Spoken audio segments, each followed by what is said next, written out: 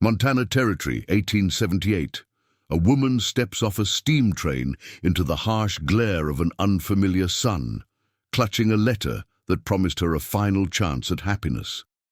At 42, Eleanor Abbott carries not just her modest trunk, but the weight of a society that has labeled her a spinster, too old for marriage, too experienced for innocence, too independent for most men's comfort. But what awaits her isn't the security she sought. Instead, she finds rejection, betrayal, and the bitter taste of broken promises. What follows reveals that sometimes life's cruelest disappointments lead us to discover our greatest strengths, and that wisdom, earned through years of living, might be the most valuable dowry of all. Before we jump back in, tell us where you're tuning in from, and if this story touches you, make sure you're subscribed, because tomorrow I've saved something extra special for you. Eleanor Abbott pressed her forehead against the train window, watching as endless plains of golden wheat gave way to the rugged foothills of western Montana. At 42, with her chestnut hair now streaked with silver and fine lines mapping the corner of her eyes, she had long ago abandoned girlish dreams of romance. But necessity, that harsh taskmaster, had driven her to answer an advertisement in the Chicago Tribune. Established rancher seeks sensible, mature woman as wife. Must be practical, God-fearing, and willing to assist with ranch operations. Age, 25-35 preferred. Send correspondence to Jacob Harmon, Clearwater Creek, Montana Territory. Eleanor had hesitated at the age requirement. At 42, she clearly exceeded the rancher's preferences. But desperation had made her bold. After nursing her ailing father through a 3-year illness that consumed their modest savings, his death had left her with mounting debts and few prospects. Teaching positions were scarce for women her age, as schools preferred younger women who might work for less pay.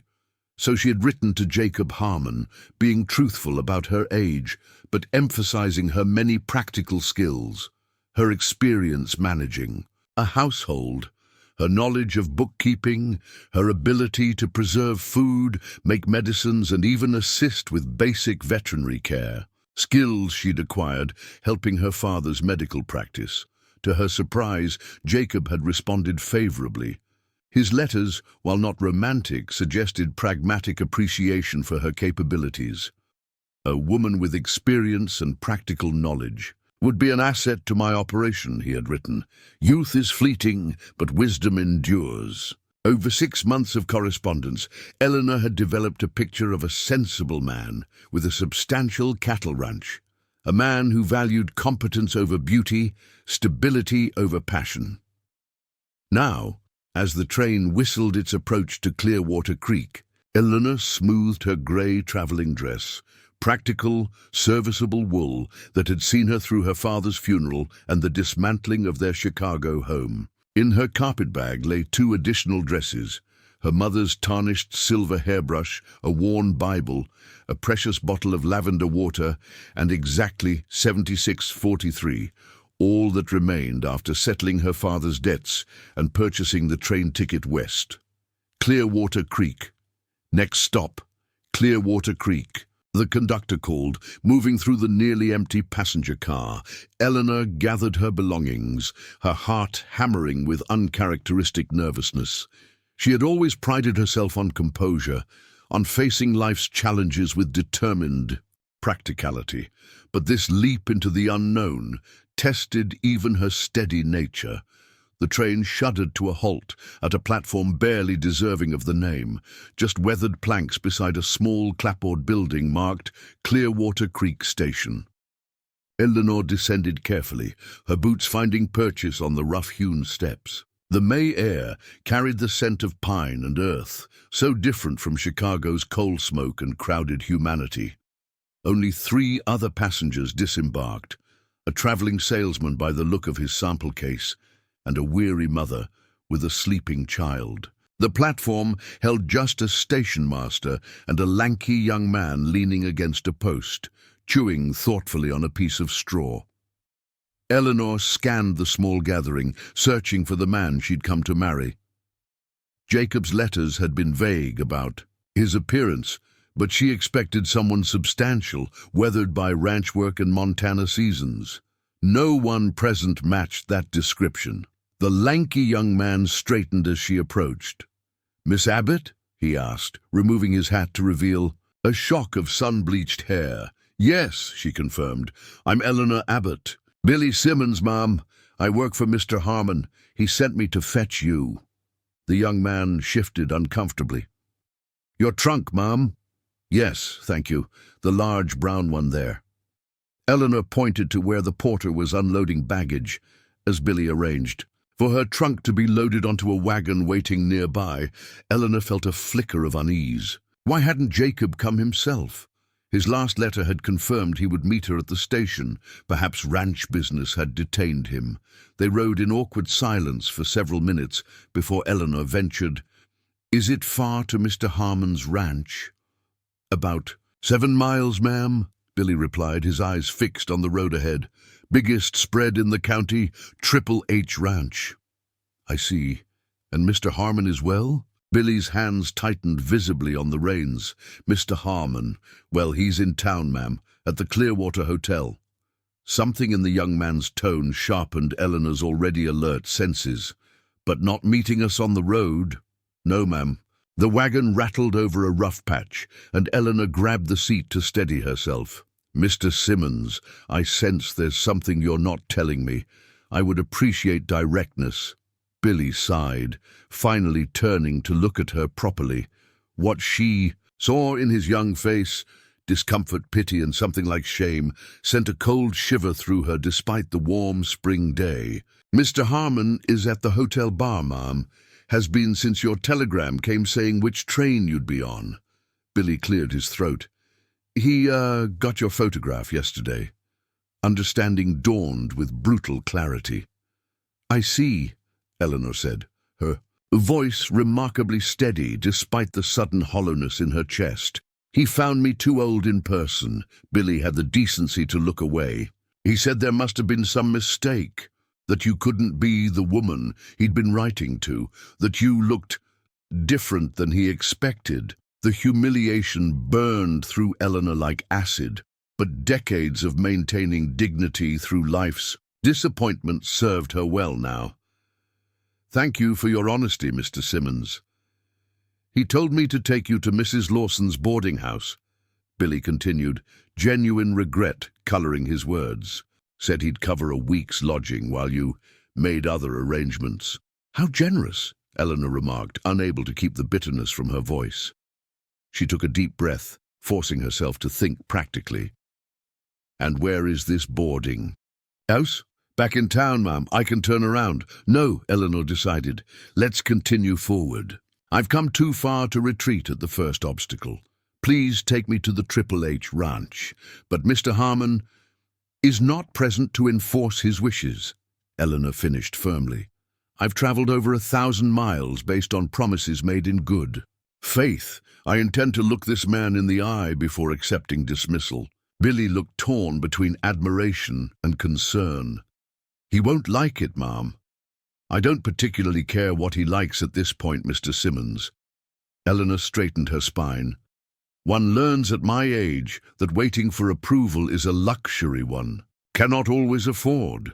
The young man's lips twitched in what might have been suppressed smile. "Yes, ma'am." He flicked the reins, urging the horses forward. As they traveled, the landscape opened before them, rolling hills dotted with pine and aspen, giving way to broad valleys where cattle grazed in the distance. Under different circumstances, Eleanor might have found it beautiful, might have felt hope rising at the sight of this new land. Instead, she focused on preparing herself for the confrontation ahead. The Triple H Ranch appeared first as a smudge on the horizon, then gradually took shape. A substantial 2-story house of squared logs, several outbuildings, corrals, and a large barn. As they drew closer, Eleanor could see activity around the structures, men moving between corrals, smoke rising from the house chimney. "This is quite an operation," she observed. Billy nodded.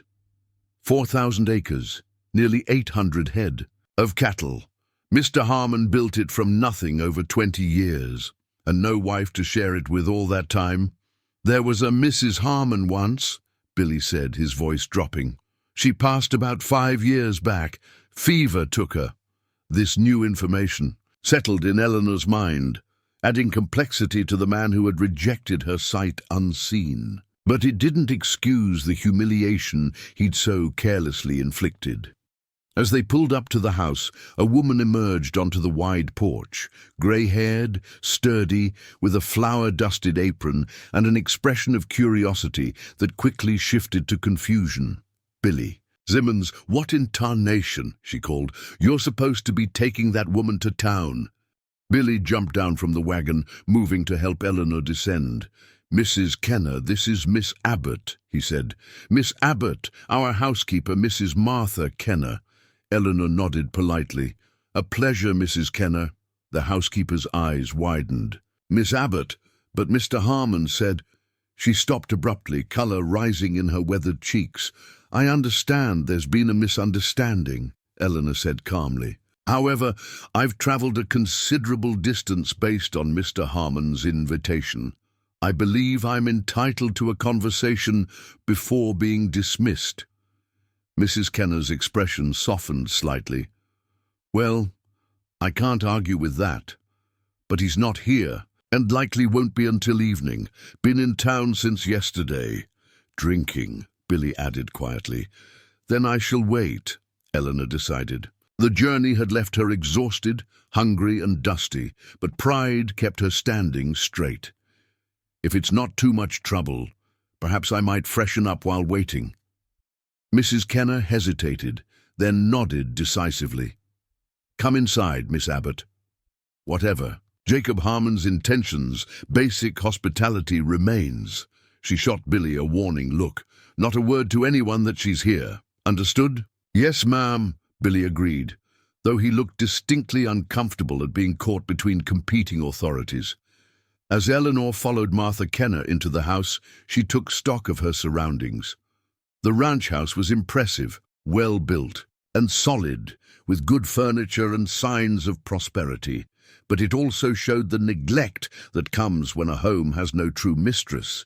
Tarnished brass, dusty corners, curtains faded unevenly by the sun. "When Mr. Harmon saw your photograph," Mrs. Kenner began awkwardly as she led Eleanor to a small guest room. "He was disappointed by my age," Eleanor finished for her. "I'm 42, Mrs. Kenner. I was honest about that in my letters." The housekeeper looked surprised. "He told everyone you were 35 at most." A convenient fiction, apparently. Eleanor removed her hat, unpinning it with steady hands despite her inner turmoil. Men often hear what they wish to hear, regardless of what is actually said. Mrs. Kenner's mouth twitched. "That's God's truth." She hesitated, then added, "I'll bring up some washing water and something to eat. You look done in." "Thank you," Eleanor said, finally allowing her exhaustion to show. "Your kindness is appreciated." Left alone, Eleanor sank onto the edge of the narrow bed, finally permitting herself a moment of despair. After all the careful planning, all the hopes cautiously nurtured despite her practical nature, to be rejected without even a meeting, it stung more sharply than she'd expected. But Eleanor Abbott had not survived 42 years of life's disappointments by surrendering to self-pity. She had 15 minutes to wallow, she decided. 15 minutes to feel the hurt, the humiliation, the fear of what came next. Then she would wash her face, straighten her spine, and face Jacob Harmon with all the dignity and wisdom those 42 years had earned her. Preparing and narrating this story took us a lot of time, so if you are enjoying it, subscribe to our channel. It means a lot to us. Now, back to the story. The sun had begun its descent toward the western mountains when Eleanor heard the commotion outside. Men's voices, horses' hooves, the slam of a door. Straightening her dress and checking her appearance one final time in the small mirror, she steeled herself for the confrontation ahead.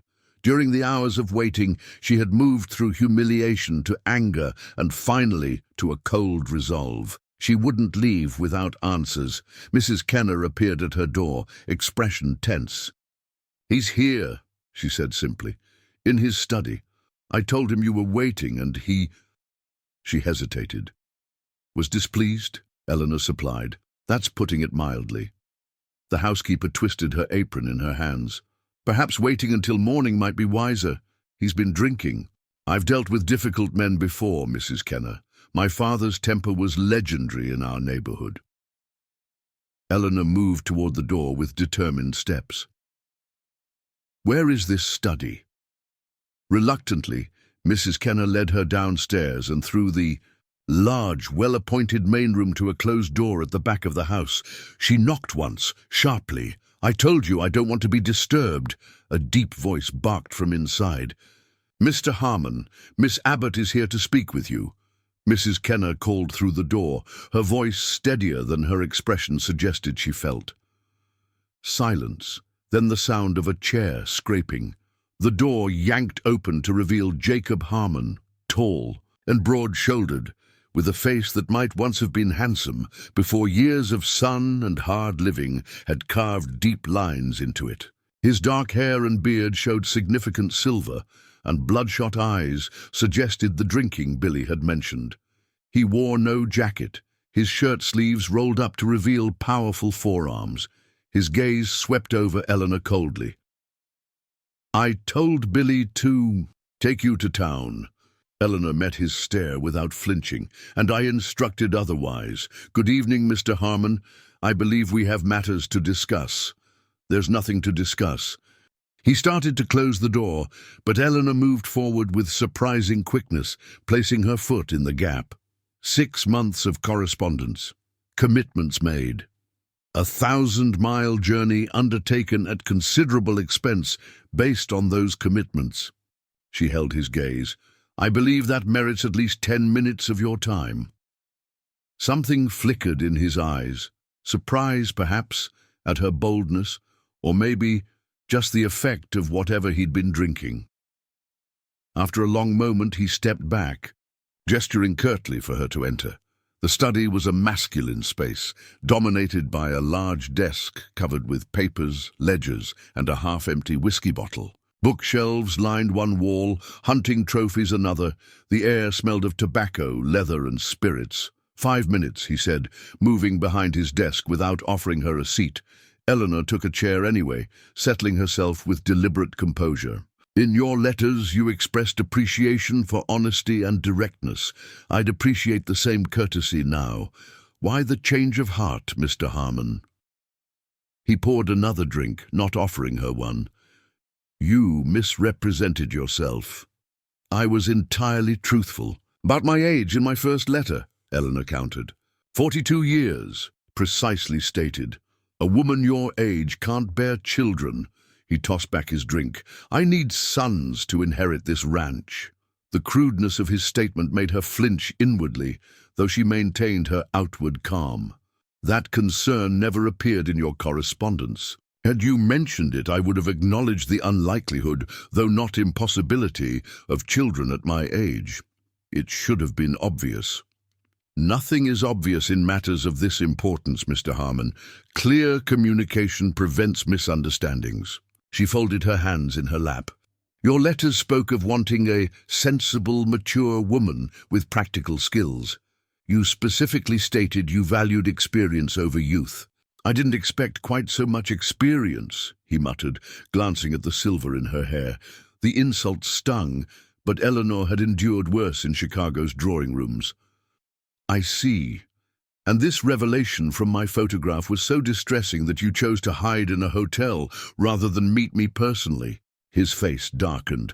"I don't owe you explanations, madam. I've paid for your lodging in town for a week. That's generous considering—" "Considering what?" Eleanor interrupted, her composure finally cracking. "That I left everything behind based on your promises. That I sold my father's medical instruments and books, family treasures, to finance this journey.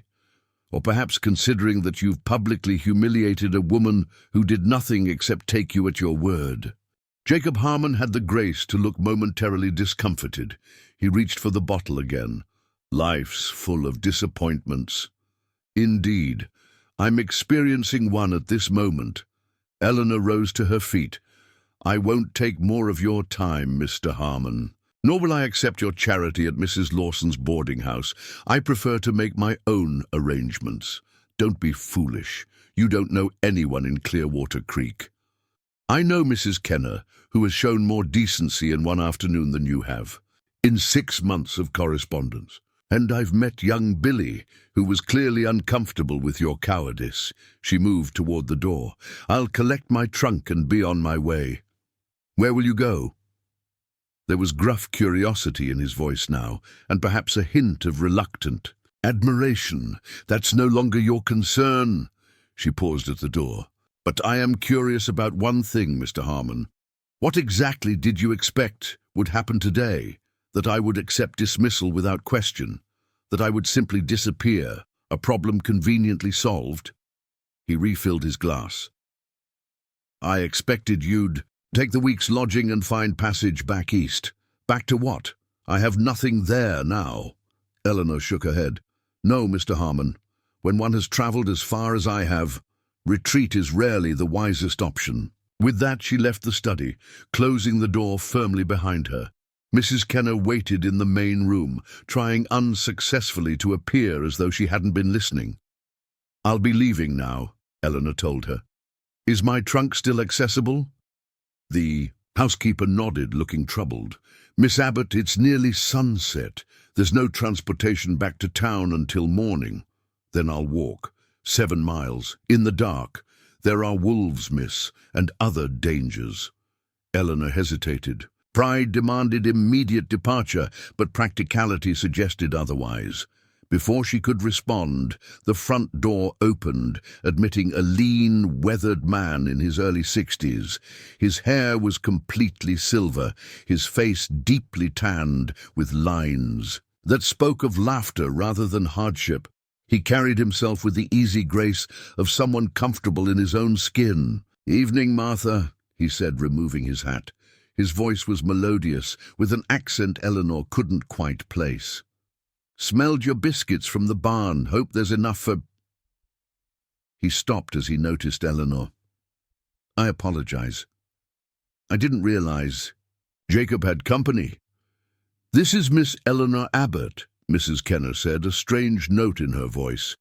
"Miss Abbott, this is Daniel Wilson, Mr. Harmon's partner in the Triple H." Mr. Wilson smiled, revealing even white teeth in his weathered face. "The lady from Chicago? Welcome to Montana, Miss Abbott." His warm greeting, so at odds with Jacob Harmon's coldness, momentarily disarmed her. "Thank you, Mr. Wilson, though I fear my welcome has been somewhat less than enthusiastic from your partner." Understanding dawned in his remarkably blue eyes. "Ah, Jacob's been making a fool of himself again, has he?" He shook his head. "My apologies on his behalf. The man has many virtues, but gracious hospitality isn't among them." "Mr. Wilson, Miss Abbott was just leaving," Mrs. Kenner interjected hurriedly. Daniel Wilson looked alarmed. "At this hour? Impossible. The road to town isn't safe after dark, especially for someone unfamiliar with the territory," I explained. "That," Mrs. Kenner said, "but circumstances are complicated." Eleanor felt caught between humiliation and practical necessity. "Mr. Harmon has made it clear that my presence is unwelcome. I have no desire to impose." "Nonsense. This house has plenty of room, and regardless of whatever disagreement you've had with Jacob, basic hospitality is non-negotiable." His tone was friendly but firm. "Stay the night, and I'll personally drive you to town in the morning, if that's still your wish." Before Eleanor could respond, Jacob Harmon emerged from his study, stopping short at the sight of his partner. "Daniel, didn't expect you back from the North Pasture until tomorrow?" "Clearly." The silver-haired man's tone remained pleasant, but Eleanor sensed tension between the two men. "I've just been insisting that Miss Abbott stay the night. The lady can't possibly travel to town in the dark." Jacob's jaw tightened. Miss Abbott and I have concluded our business. Have we? Daniel raised an eyebrow. Martha's made enough supper. For an army as usual. Seems a shame to waste it. He turned to Eleanor. I hope you'll join us, Miss Abbott. I'd be interested to hear about Chicago. It's been years since I've been back east. The invitation, offered with such natural courtesy, provided a graceful solution to her dilemma. Thank you, Mr. Wilson. I would appreciate that. Excellent. He glanced at his partner, something unspoken passing between them. Jacob, perhaps you'd like to get cleaned up before supper. You look like you've had a trying day. It was a diplomatic suggestion that Jacob, nonetheless, seemed to take as criticism. He muttered something under his breath and stalked back to his study, closing the door with unnecessary force. Don't mind him, Daniel told Eleanor quietly. The bark is worse than the bite, generally speaking. As Mrs. Kenner led her back upstairs to refresh herself before the meal, Eleanor found herself intrigued by this unexpected development. Daniel Wilson seemed the opposite of his partner in every way. Courteous where Jacob was rude, warm where Jacob was cold, composed where Jacob was volatile. What kind of partnership could exist between two such different men? And why did Daniel Wilson seem so unsurprised by his partner's poor behavior? Most importantly, what would the morning bring, when she would have to face the reality of her situation, alone in an unfamiliar territory with dwindling funds and no clear path forward? The dining room of the Triple H Ranch reflected its owner's prosperity, a long oak table that could seat 12, gleaming silverware, and china plates that spoke of Eastern refinement. Yet Eleanor noticed small details that betrayed the absence of a woman's touch. Mismatched napkins, tarnished candlesticks, a layer of dust on the sideboard's carved edges. Mrs. Kenner had prepared an impressive meal. Roast beef, potatoes with fresh herbs, green beans, and her famous biscuits. The aroma filled the room as Eleanor entered, having changed into her second-best dress, navy blue with a modest lace collar, slightly worn at the cuffs, but still presentable. Daniel Wilson rose at her entrance, pulling out a chair with natural courtesy. Miss Abbott, please join us. I hope your room is comfortable. Very, thank you, Eleanor replied, taking the offered seat. Jacob Harmon sat at the head of the table, looking marginally more composed than earlier, but still radiating displeasure. He had changed his shirt and trimmed his beard, small concessions to social expectations. He acknowledged Eleanor with a curt nod, but said nothing. Martha tells me you've come from Chicago, Daniel said as Mrs. Kenner served the food. I spent 2 years there as a young man. Fascinating city. It's changed considerably in recent years, Eleanor responded, grateful for the neutral topic. Especially since the Great Fire. The rebuilding has been remarkable. You were there during the fire? Daniel looked genuinely interested. Yes, we lost our first home, though thankfully not our lives. My father was a doctor, and we spent weeks afterward treating burn victims. A doctor's daughter, Daniel noted. That explains your composure in difficult situations. Jacob snorted softly, earning a sharp glance from his partner. My father believed. In practical education, Eleanor continued, choosing to ignore Jacob's reaction. He taught me basic medical skills, bookkeeping, and household management. He felt women should be prepared for life's hardships, not sheltered from them. A progressive thinker, Daniel commented. Did you assist in his practice? Often, particularly in our later years when his hands began to tremble. I became quite adept at managing his accounts, organizing his medical supplies, and even assisting with minor procedures. Jacob finally spoke. Hardly the skills needed for ranch life. Daniel raised an eyebrow. On the contrary, last month when Miller's boy sliced his leg open on that rusty fence, we'd have appreciated someone with medical knowledge. Doc Perkins was 3 days' ride away delivering the Johnson twins. That's different, Jacob muttered. Is it? Daniel turned back to Eleanor. Tell me, Miss Abbott, Do you have experience with herbal remedies? Martha swears by her willow bark tea for headaches, but I've always wondered about its efficacy. The conversation flowed more easily after that, with Daniel asking thoughtful questions about Eleanor's knowledge and experiences. She found herself describing her father's practice, the patients they'd treated, the community they'd served, and the financial challenges that had ultimately led to her current circumstances. Jacob remained largely silent, though Eleanor occasionally caught him watching her with an expression that seemed more confused than hostile, as if he were re-evaluating previous assumptions. As Mrs. Kenner served apple pie for dessert, Daniel steered the conversation in a new direction. "Miss Abbott, forgive my directness, but what are your plans now?" Eleanor set down her fork carefully. "I haven't had much time to consider alternatives. Until yesterday, I believed I was coming to Montana to begin a new life as Mr. Harmon's wife." Jacob shifted uncomfortably in his chair. "I have limited funds," she continued honestly. "Enough, perhaps, for a week's lodging and a train ticket to Helena or Bozeman, where I might seek employment. I understand both towns are growing and might offer opportunities for a woman with my skills."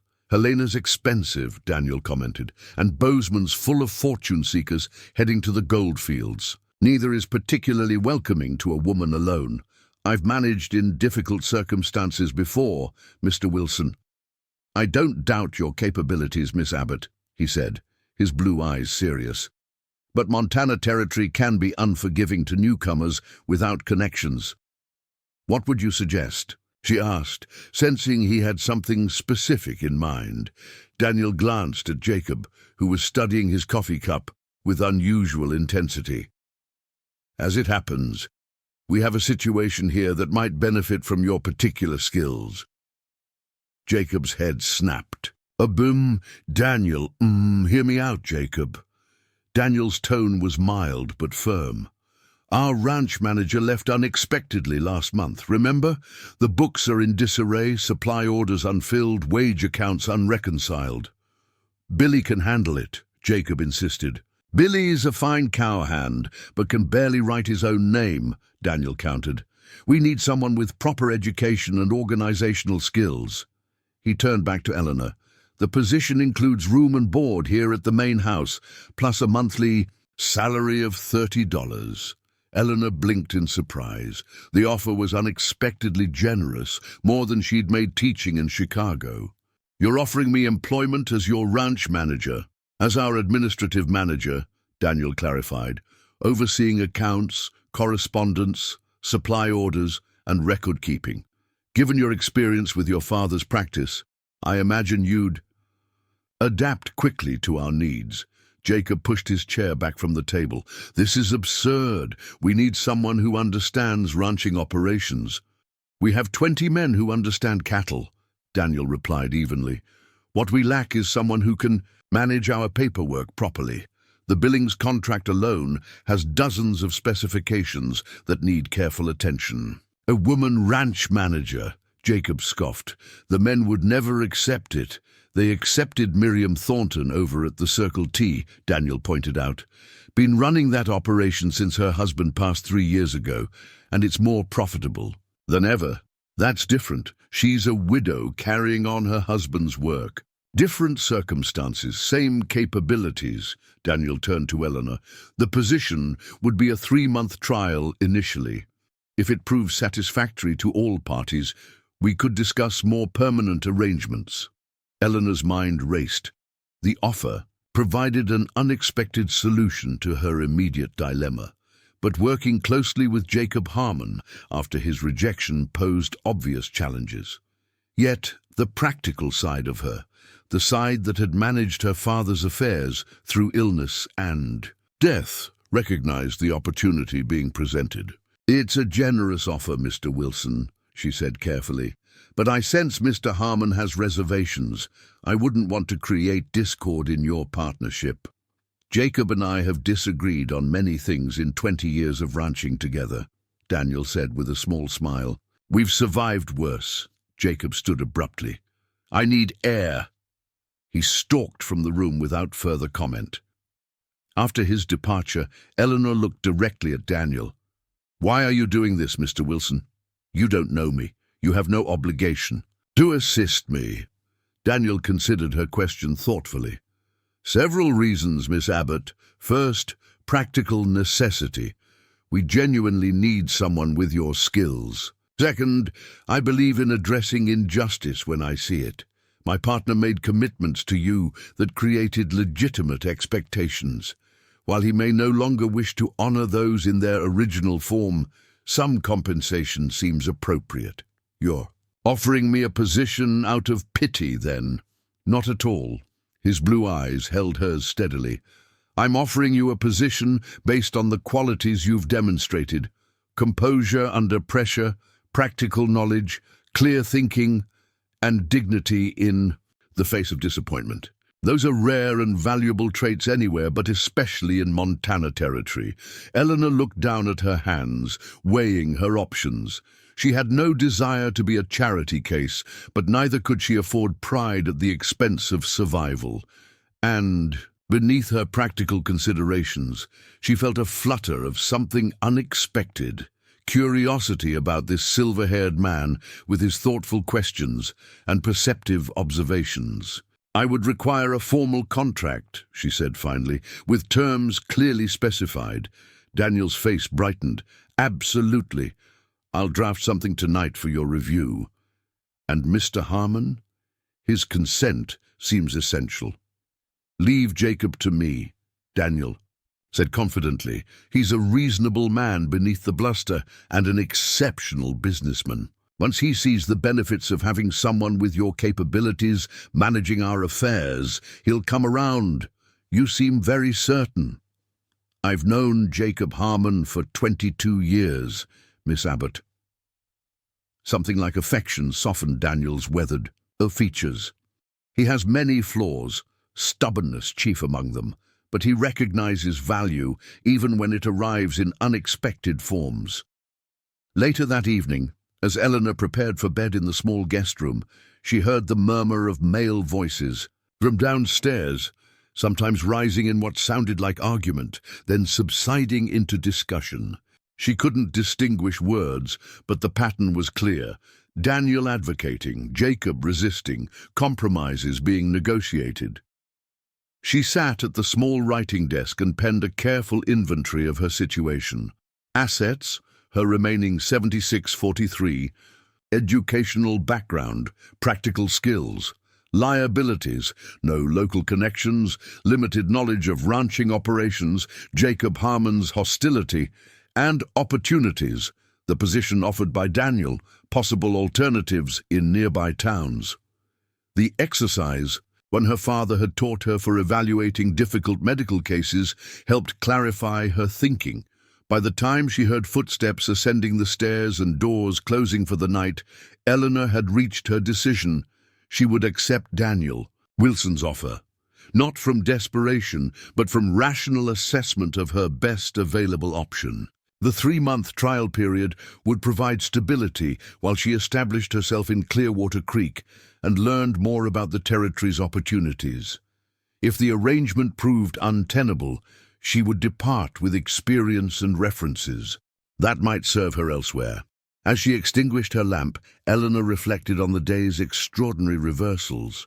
She had arrived expecting to become Jacob Harmon's wife, and instead might become his business manager. She had anticipated security through marriage, and now faced independence through employment. Most surprisingly, she had found an unexpected ally in Daniel Wilson, whose silver hair and perceptive blue eyes suggested wisdom rather than age, a distinction Jacob Harmon apparently failed to appreciate. 3 months, she whispered to herself in the darkness. Let's see what Montana territory has to teach a doctor's daughter from Chicago in 3 months' time. Eleanor's first week at the Triple H Ranch passed in a whirlwind of discovery. After signing the contract Daniel had prepared, which she amended with several practical clauses about working hours and specific responsibilities, she was given a small office adjacent to the main house's kitchen. The space had previously served as a storage pantry, but with Daniel's help, it was transformed into a functional workspace with a desk, chair, filing cabinet, and shelves for ledgers and correspondence. Her first task was staggering, sorting through 3 months of neglected paperwork left by the previous manager. Bills of sale, supply invoices, wage accounts, and cattle inventories lay in haphazard piles, many without proper documentation. "It's worse than I expected," Daniel admitted, surveying the chaos on her second morning. "Thomas was good with the men, but careless with records. And since he left, no one has maintained the system at all," Eleanor finished, holding up a stack of receipts tied with string. "Some of these haven't even been recorded in the main ledger. Can you make sense of it?" Eleanor squared her shoulders. "It will take time, but yes. My father's medical accounts were similarly disorganized when I took them over. I'll need to create a proper filing system first, then work backward to reconcile everything. Whatever you need, just ask." Daniel's confidence in her abilities, despite having just met her, bolstered Eleanor's determination. Jacob remained conspicuously absent during her first days, spending dawn to dusk with the ranch hands in the far pastures. Eleanor suspected he was deliberately avoiding her, which suited her purposes as she established her role and systems without interference. Mrs. Kenner proved an unexpected ally, bringing Eleanor meals when she worked through lunch and offering invaluable context about ranch operations. "The spring calving was better than expected," she explained on Eleanor's third day. "Nearly 200 new calves, which won't be in any of those papers yet. And we lost about 30 head to that late March snowstorm." "This is extremely helpful, Mrs. Kenner," Eleanor said, making careful notes. "Do you recall any other significant events that should be reflected in the accounts?" The housekeeper thought for a moment. "The new fencing along the north boundary, that was a substantial expense, and there was trouble with those miners trespassing on the east section. Jacob hired extra men to patrol for a few weeks." Gradually, a picture of the Triple H's operations emerged from both the paperwork and these conversations. The ranch was indeed prosperous, with nearly 12,000 acres, 800 head of cattle, and contracts with buyers as far away as Cheyenne and Denver. But it also faced challenges: water rights disputes with neighboring properties, rising supply costs, and increasing competition from new ranches established as the railroad expanded westward. On her fourth morning, Eleanor presented Daniel with her first financial report, a concise summary of the ranch's current state, including outstanding debts, expected income, and areas of concern. "This is remarkably thorough," he said, reviewing the document in her small office. "I've been trying to get a clear picture like this for months." "There are still gaps," Eleanor admitted. "I'll need to speak with your foreman about cattle movements. And the Billings contract specifications." "I'll arrange it," Daniel promised. "Frank Sullivan's our head foreman, been with the Triple H for 15 years. Good man, though he might be hesitant about dealing with a female manager." "I've encountered similar hesitation before," Eleanor said dryly.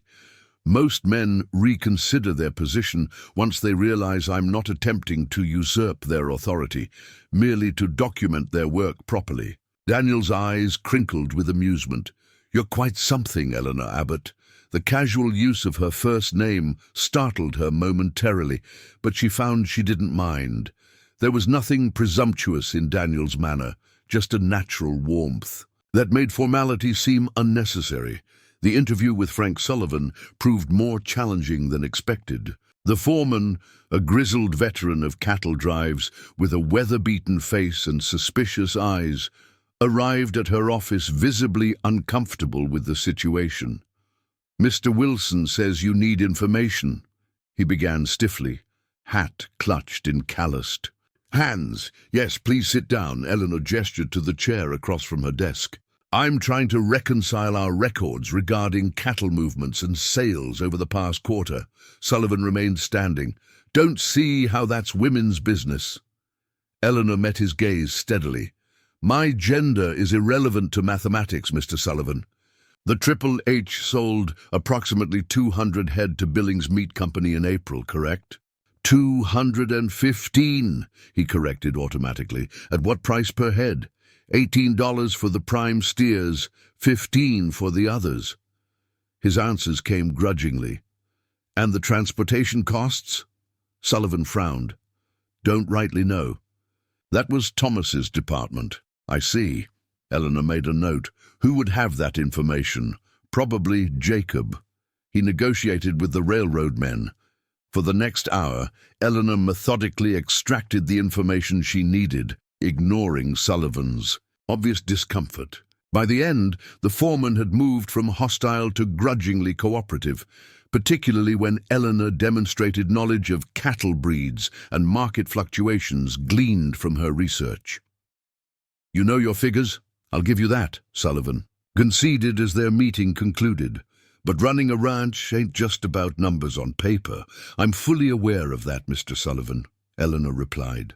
Which is why I value your practical expertise. I have no intention of telling you how to manage the herd. My role is to ensure the business side of the ranch functions efficiently so that you and your men can focus on what you do best. This pragmatic approach seemed to mollify him somewhat, and he departed with a respectful nod that, while not warm, suggested potential for a functional working relationship. The encounter with Jacob Harmon came later that same day. Eleanor was reviewing supply inventories when a shadow darkened her doorway. She looked up to find him filling the frame, his expression unreadable. Mr. Harmon, she acknowledged calmly, though her pulse quickened. How may I help you? He entered without invitation, glancing around the transformed space with grudging curiosity. Daniel says you've been organizing the accounts. Yes. They required substantial attention, and you've been questioning my foreman. Consulting with him, Eleanor corrected mildly. Mr. Sullivan provided valuable information about the Billings contract that was missing from our records. Jacob picked up one of her neatly labeled folders, flipping through it with a frown. This system, it's different from what Thomas used. Thomas's system was inadequate for an operation of this size, Eleanor said, watching him carefully. I've implemented a double-entry bookkeeping method that will make it easier to track profits, losses, and inventory changes. Seems complicated. It's actually more straightforward once established. For instance, she pulled out a ledger and opened it to a specific page. This shows at a glance how much we're spending on feed versus what we're earning from each section of the herd. You'll note that the southwestern pasture is currently producing the highest return on investment. Jacob studied the page with reluctant interest. How did you determine that? By cross-referencing Mr. Sullivan's herd records with our feed purchases and transportation costs. She indicated the relevant columns. The southwestern herd required less supplemental feeding due to better natural forage, resulting in higher profit margins despite being smaller. For a moment, Jacob seemed genuinely engaged, studying the figures with a businessman's acumen. Then his expression closed again. Daniel says you've asked about the water rights dispute with Blackwell. Yes. It appears to be a significant ongoing expense in legal fees with no resolution in sight. I wondered if there might be alternative approaches worth considering, such as, Eleanor hesitated, aware she was venturing into sensitive territory. The records indicate Mr. Blackwell's primary concern is having sufficient water for his crops during the July dry season. Perhaps a negotiated schedule for water usage might be more cost-effective than continued litigation. You think you understand. Wrenching politics after a week in Montana. His tone was dismissive, but not as hostile as she'd expected. Not at all, Eleanor replied evenly. I'm merely applying business principles to the situation. Every dollar spent on legal fees is a dollar, not invested in ranch improvements or expansion. Jacob studied her for a long moment. You're not what I expected. Few of us are, Mr. Harmon. She met his gaze steadily. I hope my work will demonstrate my value to your operation, regardless of your personal feelings about my presence here. He nodded curtly and turned to leave, then paused at the doorway. Sullivan says you know something about cattle breeds. My father treated farmers outside Chicago. I learned to distinguish various livestock breeds and their common ailments through his practice. Ha! The single syllable conveyed surprise rather than derision. Without further comment, he departed, leaving Eleanor to wonder whether the encounter represented progress or merely a temporary truce. That evening, as she shared supper with Daniel, Jacob had returned to the pastures for a night check. She described the interactions with both Sullivan and Jacob. Better than I expected, Daniel admitted. Frank's old school and Jacob. He paused, searching for words. Jacob has difficulty adjusting to change. A common affliction, Eleanor observed, though it seems particularly acute in his case. Daniel smiled. He wasn't always so rigid. Life has a way of hardening some men, especially out here. The previous Mrs. Harmon, Eleanor ventured carefully. Billy mentioned she died 5 years ago. Catherine. Daniel's expression grew solemn. Lovely woman, smart, capable. She and Jacob were well matched. What happened? Influenza. Hit the territory hard that winter. Jacob was away on a cattle drive when she fell ill. By the time he returned, he shook his head. He's never quite forgiven himself for not being here. The information added dimension to Jacob's character that Eleanor hadn't previously considered. That explains some things, she said quietly. Don't mistake understanding for excuse, Daniel cautioned. His treatment of you was inexcusable, regardless of past hurts. Of course, Eleanor took a sip of her tea. But context helps me navigate the present situation more effectively. Daniel regarded her with evident admiration. You have a remarkable capacity for objectivity, Eleanor. A necessary skill when one reaches my advanced years, she replied, with a hint of self-deprecating humor. Daniel's laugh was warm and genuine. 42 isn't exactly ancient, you know. I've got 16 years on you, and I'd challenge any of the younger hands to a day's work. Age is perceived differently for men and women, as you're well aware, Eleanor said. Men become distinguished. Women become obsolete. Only to fools, Daniel replied, his blue eyes serious despite his light tone. Wisdom and experience should be valued regardless of gender, out here especially, where survival often depends on knowledge accumulated over time. As Eleanor prepared for bed that night, she reflected on her first week at the Triple H. The work was challenging but engaging, drawing on skills she'd developed throughout her life. The initial hostility she'd faced was gradually yielding to grudging respect, at least in some quarters. And in Daniel Wilson, she'd found something unexpected. Not just an employer or advocate, but perhaps a friend who saw value in qualities society often dismissed. Montana Territory might yet prove to be the fresh start she'd hoped for, though in a form entirely different from what she'd originally envisioned.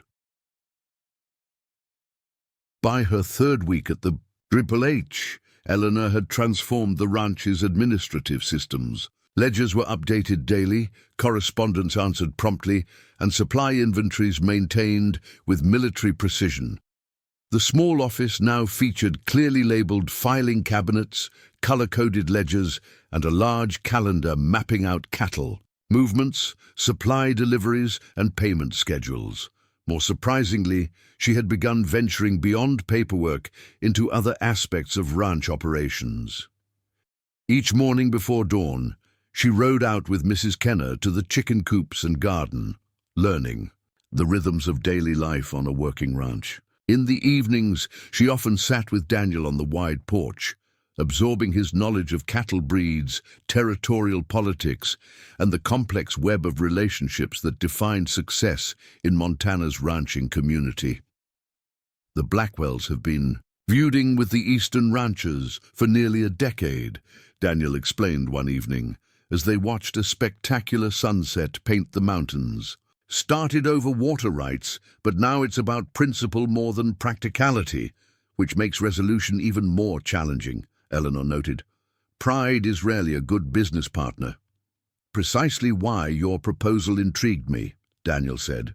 A negotiated schedule for water access addresses the practical problem without requiring either side to surrender completely. Has Mr. Harmon considered presenting it formally? Daniel's smile was knowing. He's been studying your analysis for 2 days now. Won't admit it, but I saw him making notes. The mention of Jacob brought a familiar complexity to Eleanor's thoughts. Their interactions remained largely professional, brief discussions about accounts or supplies, occasional questions about her record-keeping methods. He no longer avoided her presence, but neither did he seek it out. The awkwardness of their initial meeting lingered beneath their exchanges, unacknowledged yet palpable. The situation with the ranch hands evolved more positively. Frank Sullivan had begun stopping by her office regularly, initially with financial questions, but increasingly to share information he thought might be relevant to her records. The younger hands, following Sullivan's lead, now tipped their hats respectfully when passing her on the property. "They're calling you the bookkeeper in the bunkhouse," Billy informed her with a grin one morning, as he delivered mail from town. "It's meant as a compliment." "I've been called worse," Eleanor replied dryly, sorting through the letters. "Mr. Wilson says your systems have already saved us nearly $200 in overlooked supply discounts. $237.65 to be precise," Eleanor corrected, looking up with a smile. "Accuracy matters in bookkeeping, Billy. The most unexpected development came in the form of medical emergencies. Word had somehow spread to neighboring ranches about the doctor's daughter at the Triple H. One rainy afternoon, a panicked ranch hand arrived from the Circle T, leading a horse carrying a man with a deep gash in his thigh. Caught himself on a fence post, the hand explained breathlessly, as Daniel and Jacob helped carry the injured man onto the kitchen table. "Boss lady said to bring him here instead of waiting for Doc Perkins." Eleanor assessed the situation quickly. "Mrs. Kenner, I need hot water, clean cloths, and your strongest whiskey. Mr. Wilson, is there a medical kit on the property?" "Catherine?" "Kept supplies in the north bedroom closet," Jacob answered instead, his expression tight with concern for the injured man. "I'll get them." Working efficiently, Eleanor cleaned and examined the wound. "The bleeding has slowed, which is fortunate, but it needs proper closing to prevent infection." She looked up at the faces surrounding her. "I can stitch it, but I'm not a licensed physician." "Doc Perkins is 2 days' ride," Daniel said, "and with this rain," the injured man groaned. "Just stitch it, ma'am. Had worse fixed with less skill." Jacob returned with a surprisingly well-stocked medical box. "Catherine believed in being prepared," he explained briefly, setting it beside Eleanor. Using her father's techniques, Eleanor disinfected, stitched, and bandaged the wound with steady hands, explaining each step clearly to both the patient and Mrs. Kenner, who assisted. The ranch hands watched with expressions ranging from queasy fascination to impressed respect. When she finished, the man flexed his leg cautiously. "Hardly feels a thing now." "Much obliged, ma'am." "Keep it clean and dry," Eleanor instructed. "Return in 5 days to have the stitches checked. Sooner if you notice unusual redness, swelling, or heat in the area." After the visitors departed, Eleanor cleaned the kitchen with Mrs. Kenner's help, conscious of Jacob watching from the doorway. When they finished, he approached, his expression unreadable. "That was well done," he said simply. "Thank you. I had extensive practice assisting my father." Jacob nodded, then added unexpectedly, "Catherine would have appreciated your skill. She always said we needed better medical care in the territory." Before Eleanor could respond to this surprising personal comment, he turned and left the kitchen. Mrs. Kenner raised her eyebrows. First time I've heard him mention Catherine to a newcomer, she whispered. That's something significant, mark my words. The incident opened a new dimension to Eleanor's role at the Triple H. Within days, more medical cases arrived. A child with a high fever, a woman experiencing concerning symptoms in her pregnancy, a cowhand with a dislocated shoulder. Each time, Eleanor provided what care she could while being careful to acknowledge her limitations. I'm not attempting to replace Dr. Perkins, she explained to Daniel after treating a particularly difficult case of croup in the foreman's youngest child. But basic medical care can make a significant difference when the doctor is unavailable. You're filling a critical need, Daniel agreed. This territory has one physician covering nearly 100 square miles. People suffer unnecessarily waiting for his circuit. My father often said that most medical crises could be managed by trained assistants, reserving physicians for truly complex cases. Daniel studied her thoughtfully. You could establish something more formal, regular clinic hours perhaps, basic care for common ailments. The suggestion caught Eleanor by surprise. That would extend beyond my duties as ranch manager. Your contract specifies administrative responsibilities as mutually agreed upon, Daniel reminded her with a smile. I'd consider basic medical, care for ranch personnel, and neighbors an administrative necessity, keeps the workforce healthy, promotes good relations with surrounding properties. The idea took root quickly. With Daniel's support and Jacob's grudging approval, Eleanor established Wednesday afternoon health hours in a converted storage room adjacent to the main house. Mrs. Kenner assisted, taking the opportunity to expand. Her own knowledge of herbal remedies and basic nursing. Never thought I'd be learning medicine at my age, she commented one afternoon as they organized supplies. My Henry always said I should have been a nurse. Learning has no age limit, Eleanor replied, demonstrating how to properly roll bandages. My father was studying new medical techniques well into his 70s. Word of the informal clinic spread throughout the valley. By the end of her first month at the Triple H, Eleanor was dividing her time between ranch administration and basic medical care, finding unexpected fulfillment in both roles.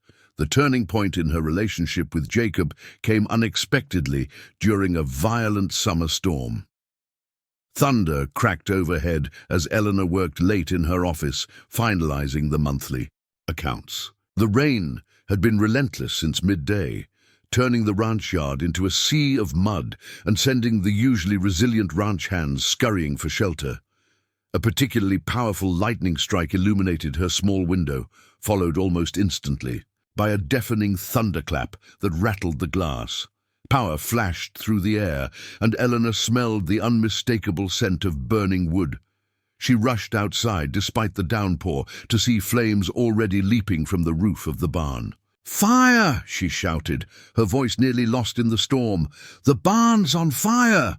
Figures emerged from the bunkhouse and main house, Daniel and Jacob first, followed by ranch hands pulling on boots and coats. The barn housed not only valuable equipment, but several prized horses, including Jacob's stallion Thunder. "Get a bucket line started!" Jacob shouted, already running toward the burning structure. "Sullivan, get the pump working!" Eleanor ran to the well, helping the men organize a chain to pass buckets of water toward the flames. Within minutes, everyone on the property was engaged in the desperate effort, even Mrs. Kenner, her grey hair plastered to her face by the relentless rain. "The horses!" someone shouted as panicked whinnies rose above the storm's fury. Without hesitation, Jacob sprinted toward the barn entrance, disappearing into the smoke and flames before anyone could stop him. "Jacob!" Daniel's anguished cry carried over the chaos. Minutes passed with no sign of him. The roof timbers began to crack ominously as the fire consumed the dry wood despite the rain. Daniel moved toward the entrance, clearly intending to follow his partner, but Sullivan and two other hands held him back. "Too dangerous, boss!" Sullivan shouted. "Roof's about to go." Eleanor scanned the scene rapidly, noting the barn's layout from her previous visits. "There's a side entrance near the tack room," she called to Daniel. "Less direct exposure to the roof timbers." Without waiting for a response, she grabbed a water-soaked blanket from the bucket line and ran around the perimeter of the barn. Flames licked at the side walls, but the entrance, she remembered, remained relatively clear. Wrapping the wet blanket around her shoulders and head, she ducked inside. The heat and smoke hit her like a physical wall. Crouching low where the air remained marginally clearer, she called out, "Mr. Harmon, Jacob!" A horse screamed somewhere ahead, the sound chilling despite the intense heat. Eleanor pushed forward, using the blanket to shield her face from falling embers. Through the smoke, she made out a figure struggling with the gate of a stall where a large, dark horse reared in panic. "Jacob!" she coughed, reaching his side. He turned in shock. "Eleanor, get out! It's coming down!" "Not without you," she insisted, helping him force the gate open. Together, they managed to free the terrified stallion, who bolted toward the main entrance where the other horses had escaped. "That's all of them," Jacob gasped, bent double with coughing. "We need to—" A thunderous crack interrupted him as a burning beam crashed down just feet away, sending up a shower of sparks and cutting off their path to the main doors. "Side entrance," Eleanor choked out, grabbing his arm. "This way!" Half dragging each other, they stumbled through the thickening smoke toward the exit Eleanor had used. The roof groaned ominously above them. Jacob suddenly pushed her forward with surprising strength just as another beam gave way, crashing down where they had stood seconds before. They burst into the rain-soaked night, collapsing to their knees in the mud as Daniel and the others rushed toward them. Behind them, the barn roof caved in completely with a sound like the end of the world. "Eleanor!" Daniel reached them first, his face etched with relief and fear. "Jacob, are you hurt?" Jacob couldn't answer, overtaken by a violent coughing fit. Eleanor's own lungs burned, but she managed to gasp. "Smoke! Need to clear their lungs!" The last thing she remembered was Daniel's strong arms lifting her before darkness claimed her consciousness. Eleanor woke to sunlight streaming through, unfamiliar curtains, and the scent of lavender water. For a moment, disorientation gripped her. This wasn't her small room off the kitchen. The bed was larger, the furnishings more refined, the ceiling higher.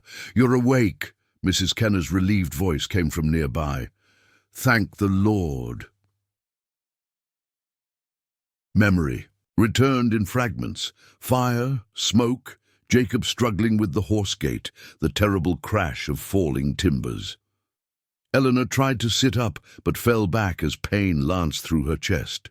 "Easy now," Mrs. Kenner cautioned, moving to adjust her pillows. "Your lungs took quite a beating with that smoke." "Jacob," Eleanor managed, her voice a rasp. "Recovering. Like you.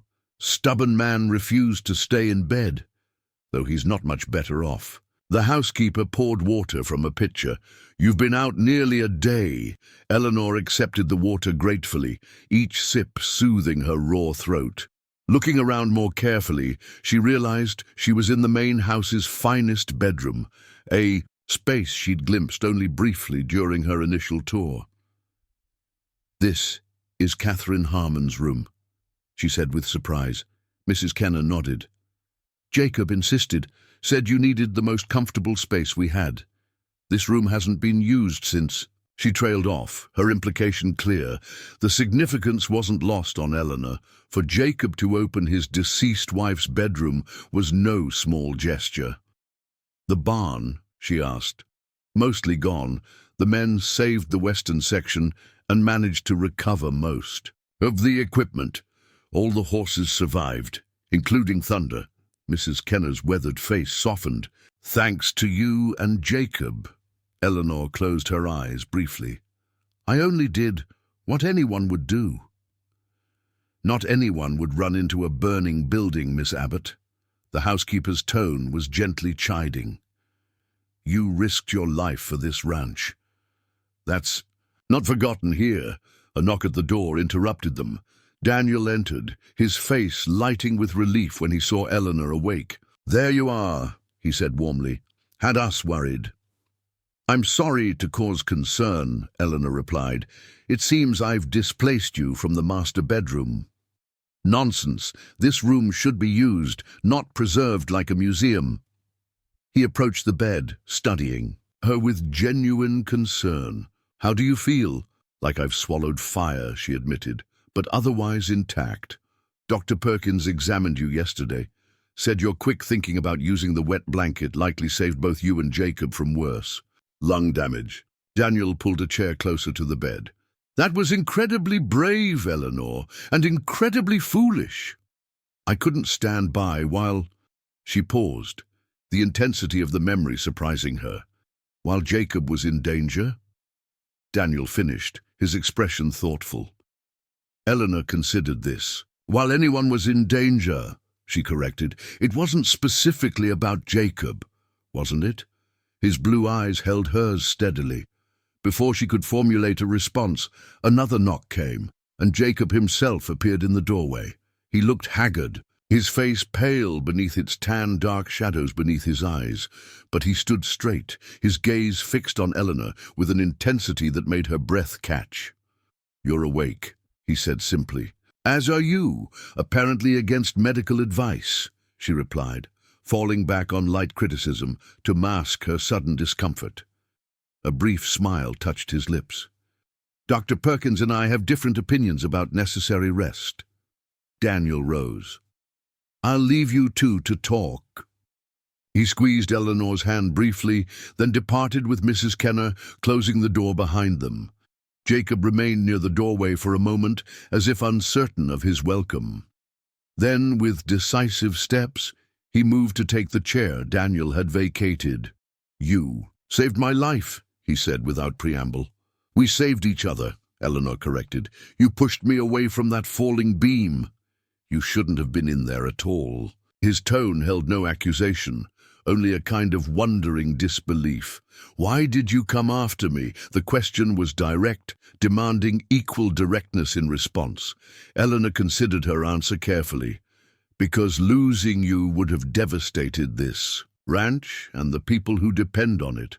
"A purely practical consideration, then?" His dark eyes studied her. "Hardly pure," she admitted. "There were other factors." "Such as?" Eleanor looked away, uncomfortable with his scrutiny. "Despite our inauspicious beginning, Mr. Harmon, I've developed a certain respect for your operation here, and for the man who built it." Jacob leaned back in his chair, wincing slightly at the movement. "I've treated you poorly from the beginning." "Yes, you have," she agreed, turning back to him with renewed composure. "But I've observed enough to understand it wasn't entirely about me." His eyebrows rose. "You've been analyzing me along with my ledgers." "People are often more transparent than they realize, especially in crisis situations." A hint of his usual defensiveness returned. "And what have you concluded about me, Miss Abbott?" "That you're a man haunted by loss," she said quietly. "That you value competence but fear attachment. That you reject what threatens your carefully constructed defenses." The directness of her assessment clearly startled him. For a moment, anger flashed in his eyes, quickly replaced by something more complex, a recognition that bordered on respect. "You're remarkably perceptive," he finally said.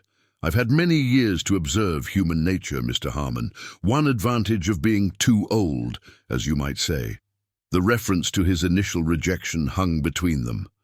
Jacob had the grace to look genuinely ashamed. "About that," he began awkwardly. "My behavior was inexcusable." "Yes, it was," Eleanor agreed calmly, "but perhaps understandable given certain contexts." "Daniel's been talking," Jacob surmised with a frown, "only enough to provide perspective. The details of your grief remain private." Jacob was silent for a long moment, his gaze fixed on the window where late afternoon light painted the room golden hues. Catherine was 36 when she died. he finally said. "We'd been married 12 years, never had children, though we'd hoped." He stopped, his hands tightening on the chair arms. "When your photograph arrived, something about your eyes reminded me of her. It was unsettling." The admission caught Eleanor completely off guard. Of all the explanations she'd considered for his rejection, this hadn't occurred to her. "I'm sorry," she said softly. "That must have been difficult. It's no excuse for how I behaved." He met her gaze directly. "I owe you an apology, Eleanor Abbott, a proper one with no qualifications or explanations." The use of her first name, intentional and deliberate this time, marked a shift between them. "Apology accepted, Jacob," she replied, offering his given name as acknowledgement of this new footing. He nodded, satisfaction briefly crossing his features. Then, with characteristic directness, he changed the subject. "The barn will need rebuilding before winter. I've been reviewing your financial reports to determine how to allocate resources." Eleanor smiled at this return to practical matters. "The contingency fund I identified last month should cover initial materials without disrupting cash flow for fall operations. So I noted, your organizational systems have proven their worth." He shifted in his chair, clearly uncomfortable with praise but determined to give it. "Daniel was right about your value to the Triple H. High praise indeed, coming from you. I recognize competence when I see it, eventually." A hint of self-deprecation colored his tone. "Even when it arrives in unexpected packages." Before Eleanor could respond, Mrs. Kenner appeared at the door. "Dr. Perkins is here for a follow-up check, and Mr. Wilson says the foreman needs to speak with you urgently, Mr. Harmon." Jacob rose with obvious reluctance. "We'll continue this conversation when you're stronger." "I'd like that," Eleanor replied, surprised by the sincerity in her own voice. After he left, Dr. Perkins examined her thoroughly, declaring her lungs remarkably resilient for a city woman. He prescribed another day of bed rest, followed by light duties only for a week. "You're fortunate," he told her as he packed his bag. "Smoke inhalation has taken many a good person, especially those not accustomed to western wildfires."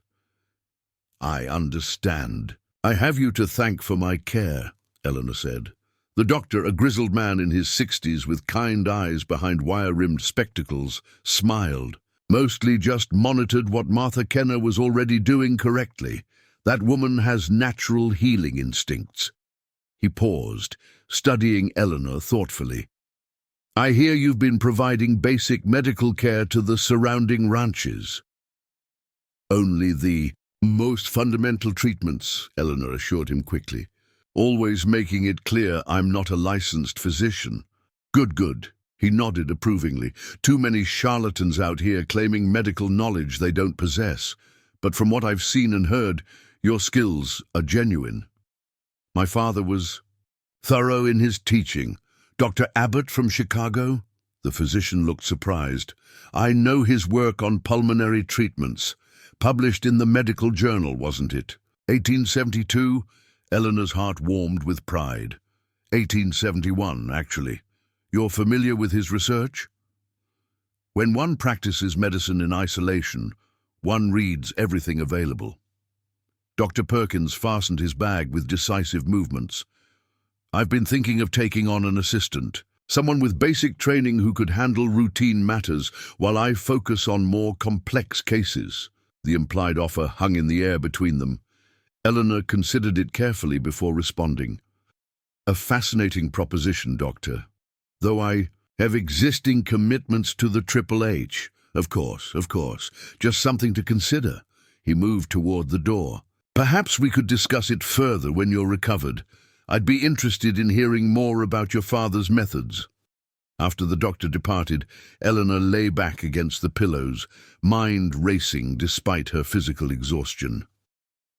The conversation with Jacob had shifted something fundamental between them. not erasing the past, but creating possibility for a different future. And now Dr. Perkins' unexpected interest in her medical background opened yet another potential path. When she'd answered Jacob Harmon's advertisement in Chicago, she'd seen only one narrow road forward: marriage to a stranger for security and survival. Now, less than 2 months later, she found herself with choices she hadn't imagined possible: ranch manager, medical assistant, or perhaps something else entirely that Montana Territory had yet to reveal.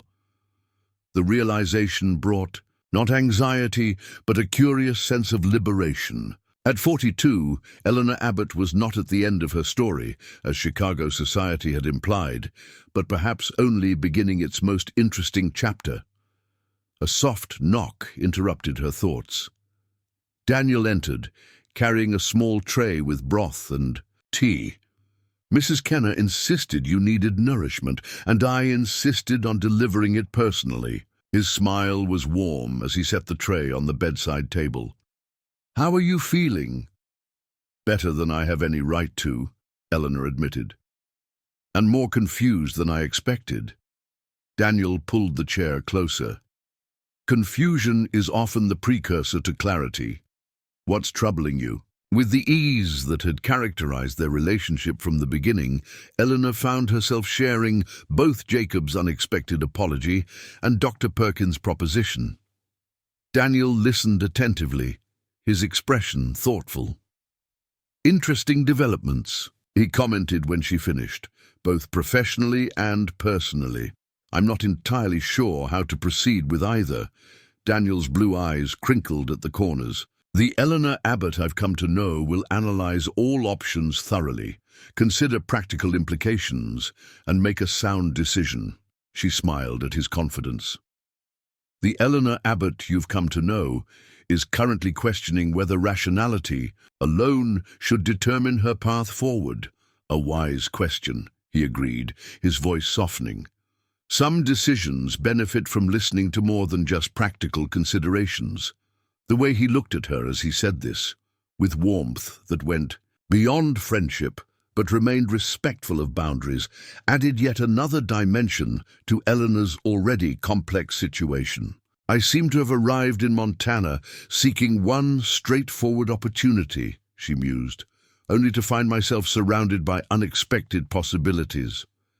"Life often works that way," Daniel replied, "rejecting us from the path we thought we wanted, to direct us toward the one we actually need."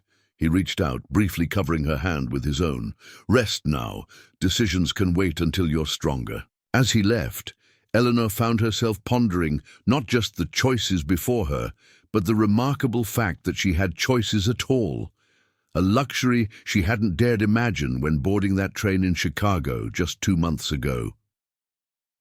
Eleanor's recovery progressed steadily over the following week. By the 8th day after the fire, despite Dr. Perkins' advice for continued rest, she insisted on returning to her duties, albeit with modified hours and frequent breaks enforced by Mrs. Kenner's watchful eye.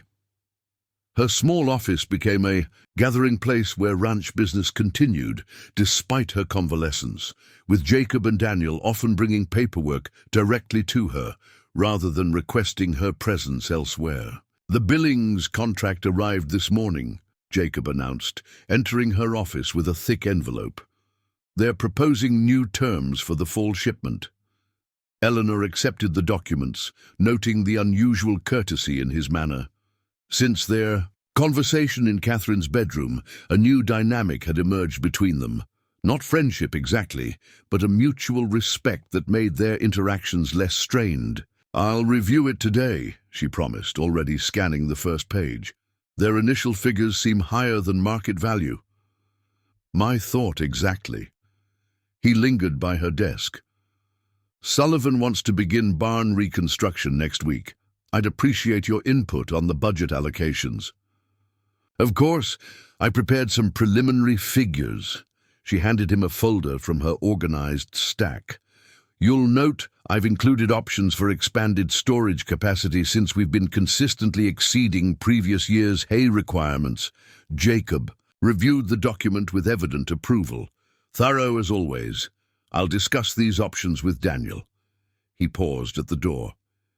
Eleanor, the town council is meeting tonight. They've requested my presence regarding the water rights issue, your proposal for negotiated access scheduling.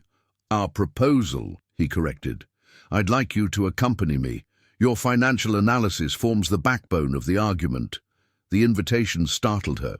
Town council meetings were exclusively male domains in most Western territories. Are you certain that's wise? My presence might undermine your position with the traditional members. Perhaps, Jacob acknowledged, but it might strengthen it, with those who value substance over convention. Besides, this territory was built by those willing to challenge Eastern traditions when practical necessity demanded it. This philosophical perspective, so at odds with his initial treatment of her, demonstrated how profoundly their relationship had evolved. In that case, I would be happy to attend.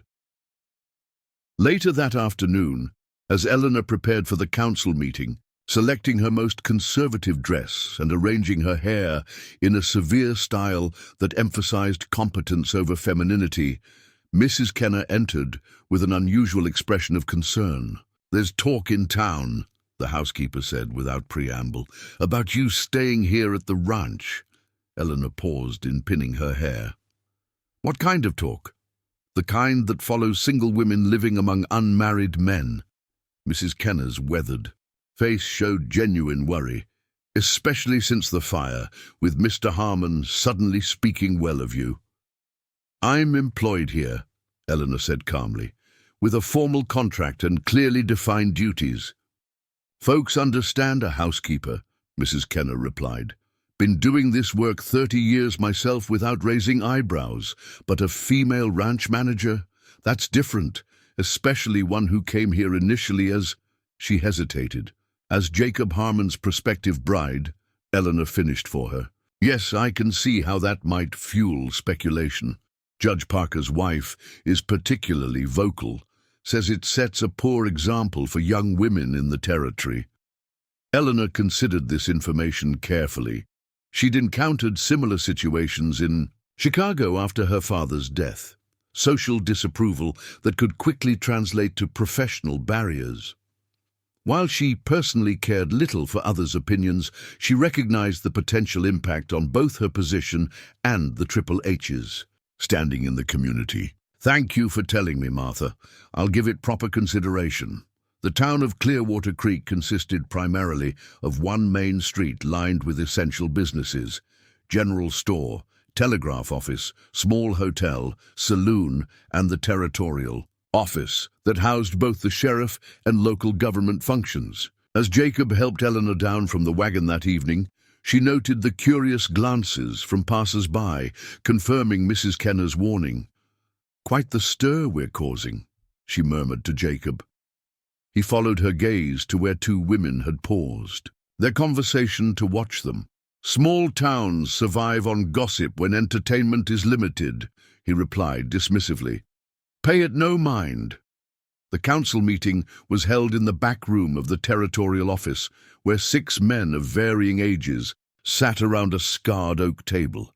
Their expressions when Eleanor entered behind Jacob ranged from surprised to disapproving. "Gentlemen," Jacob greeted them with a nod, "I believe you know Miss Eleanor Abbott, the Triple H's administrative manager."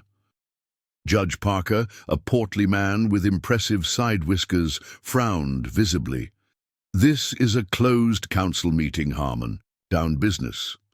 Miss Abbott has prepared the financial analysis regarding the water rights proposal," Jacob replied evenly. "Her presence is necessary for an informed discussion." "Unprecedented," muttered another council member, a thin banker named Holloway.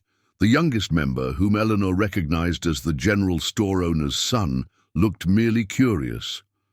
"I don't see the harm in having someone who understands the figures, especially since this affects multiple ranches." Judge Parker's frown deepened. "Very well, but this isn't to become regular practice."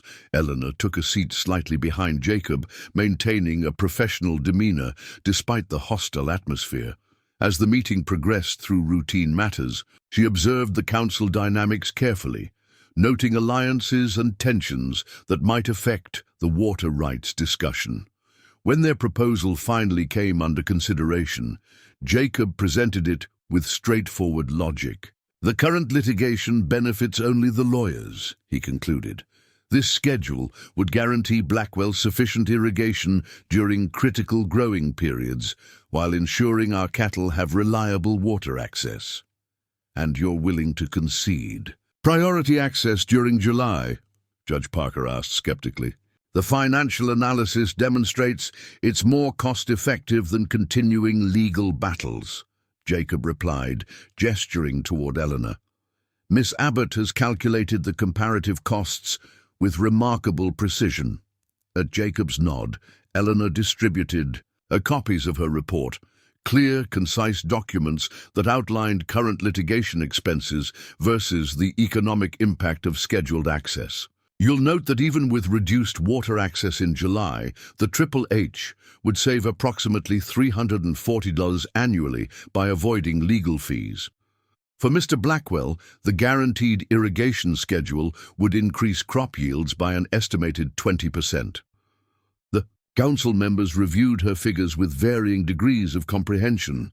The banker, Holloway, studied the documents with growing interest. These projections are remarkably detailed, far more sophisticated than I'd expect from a— He paused, apparently reconsidering his wording, from a ranch operation.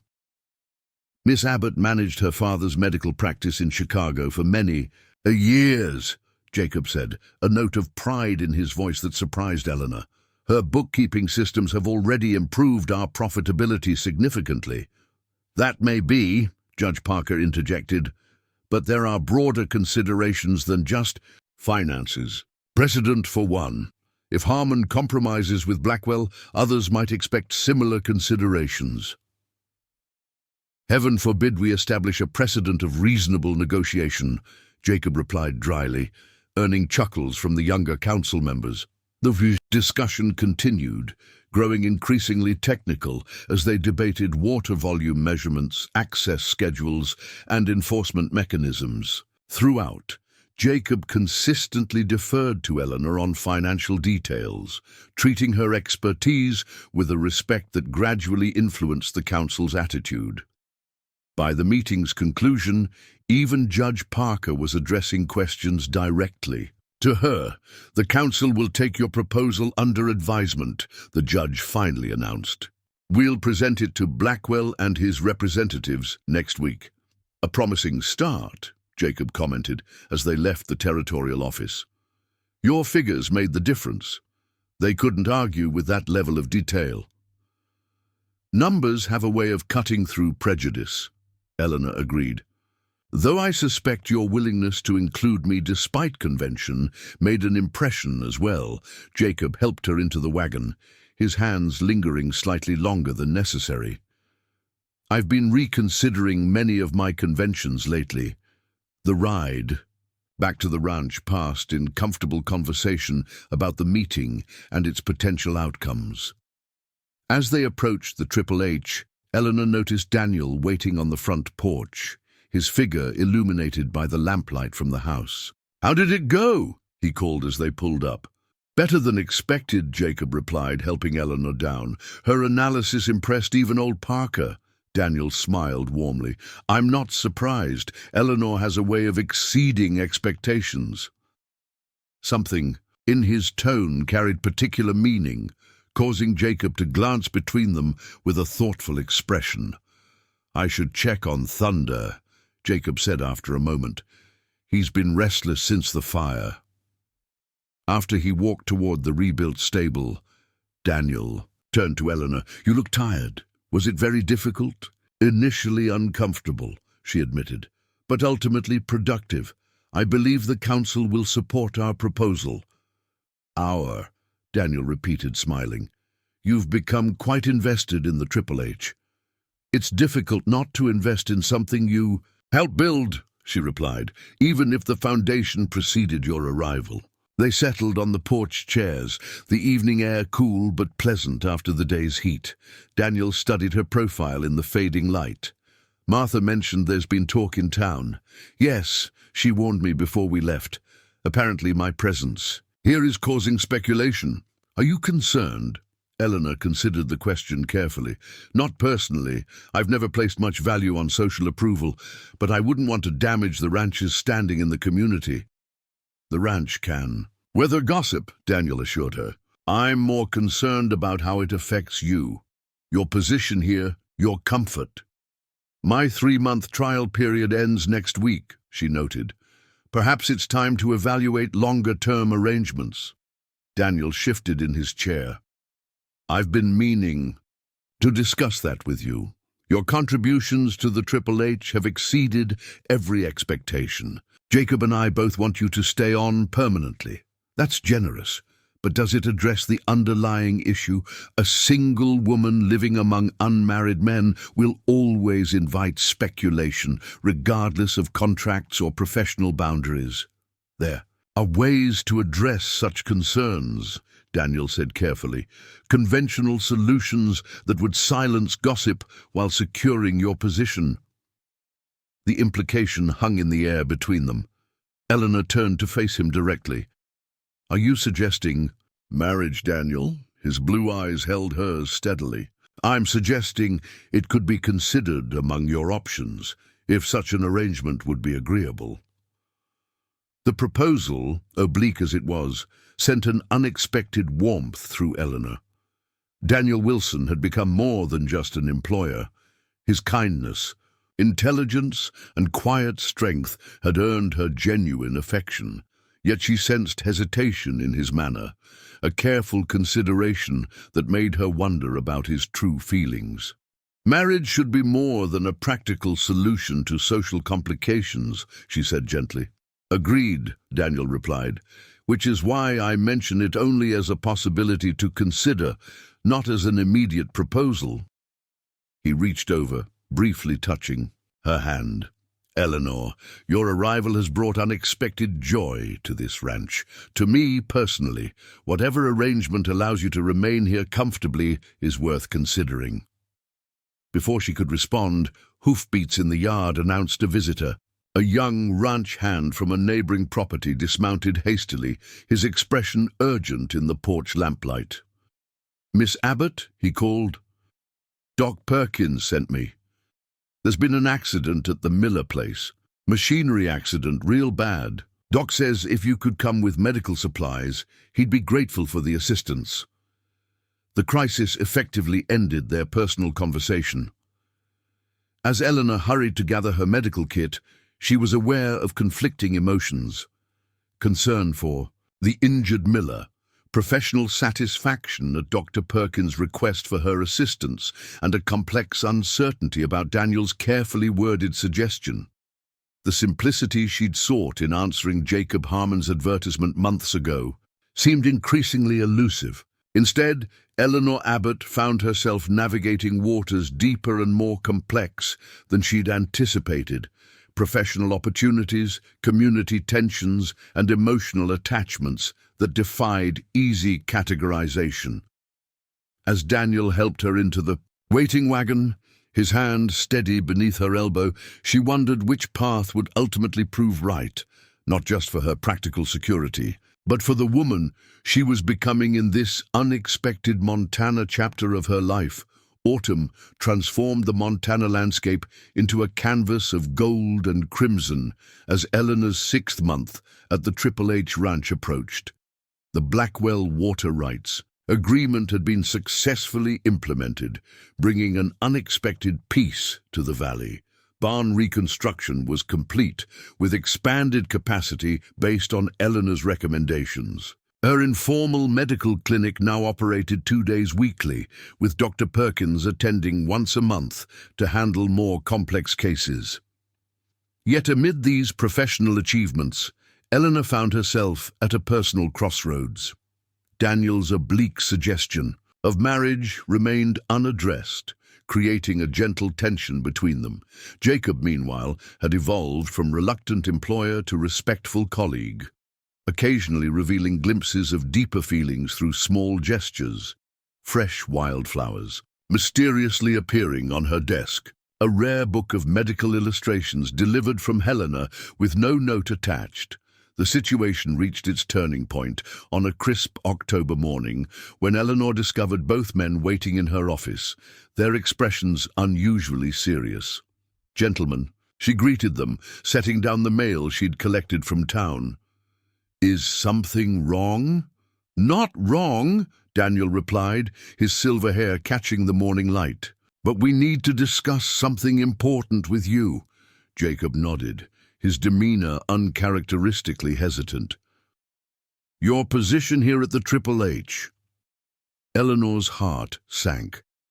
Despite her successful management of the ranch's administration and her growing medical practice, the town gossip had continued, occasionally affecting business relationships. Just last week, Judge Parker's wife had ostentatiously avoided Eleanor at the general store, making disparaging comments about improper arrangements within earshot.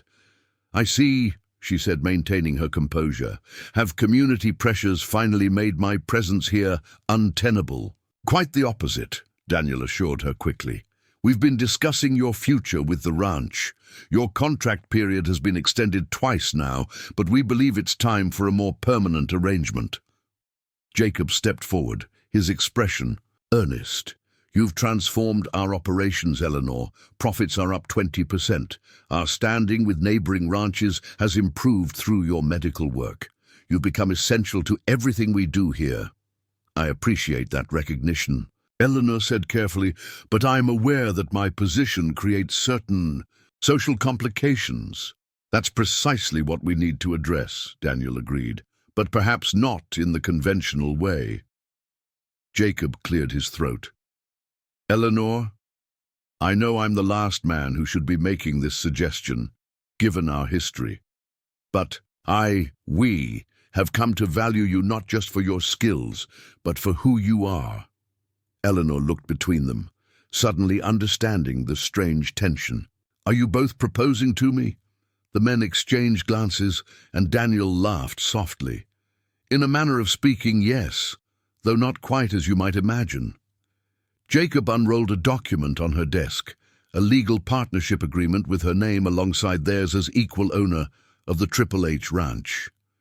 "We're proposing to make you our full partner," he explained. "Equal share in all assets, operations, and profits. Your name officially added to the ranch title." Eleanor stared at the document in disbelief. "This is unprecedented. Women don't hold property rights in partnerships with men they're not married to. Montana Territory has more progressive laws than most regarding women's property rights," Daniel said. "Judge Parker confirmed it's legally sound, if socially unconventional." "And the community reaction?" Eleanor asked practically. "Will be mixed," Jacob acknowledged. "But a legal business partnership is harder to criticize than the current ambiguous arrangement. It gives you official standing that even the most traditional residents would have to acknowledge." Eleanor traced her finger over her name on the document. "This would entitle me to 1/3 ownership of everything." "Everything," Daniel confirmed. "The land, the cattle, the buildings, future profits. You've earned it through your contributions." "But why not the conventional solution?" she asked directly. "Marriage would resolve the social complications more definitively." The men exchanged another glance, and Jacob spoke first. "Because neither of us wanted to force you to choose between us." The simple honesty of his statement took her breath away. Eleanor looked between these two men who had become so important to her in such different ways. Jacob with his fierce intensity and hard-won respect, Daniel with his steady warmth and unwavering support. "We've discussed it at length," Daniel added gently. "Jacob and I have been partners for 22 years, through all manner of challenges. We believe the three of us could build something remarkable here, a partnership based on mutual respect and shared vision rather than conventional arrangements." "This isn't what you came to Montana seeking," Jacob acknowledged. "You wanted security through traditional means. We're offering security of a different kind. Independence, equality, and the freedom to define your own role.